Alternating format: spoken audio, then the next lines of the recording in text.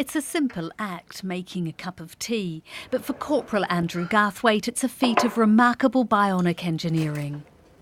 The soldier from South Tyneside has one of the most advanced bionic arms in the world, and he's controlling it with his mind. Because obviously I haven't had a thumb or a finger for the last 3 years, and then all of a sudden to start feeling stuff is just a total weird feeling. So you got to train your brain to actually realise to move this hand. And with the long sleeve, it doesn't look as if you've got a prosthetic arm until it starts making the motor noises itself. 3 years ago, Corporal Garthwaite was struck by a rocket-propelled grenade while fighting the Taliban in Afghanistan.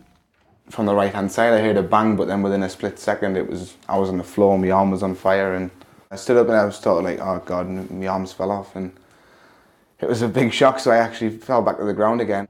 I was lifted up, and after about 10 minutes, that was from getting hit to a helicopter coming in and getting took to Camp Bastion. I made it back and I'm alive, so I owe my life to these guys.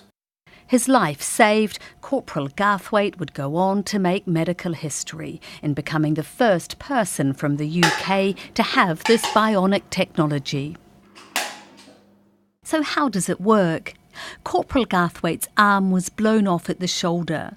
Surgeons rewired the nerve endings that would have run down to his hand into his chest. Then an electronic connection would link his chest muscles with his bionic prosthesis.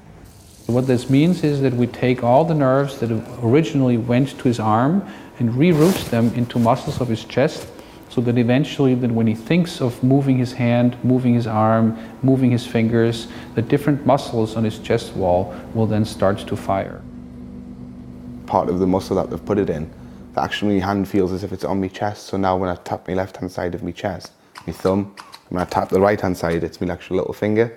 So now when I think about opening my hand, which is, I think about doing that on this side, it actually, I forget there, opens the hand. And then I can still do the party trick of it.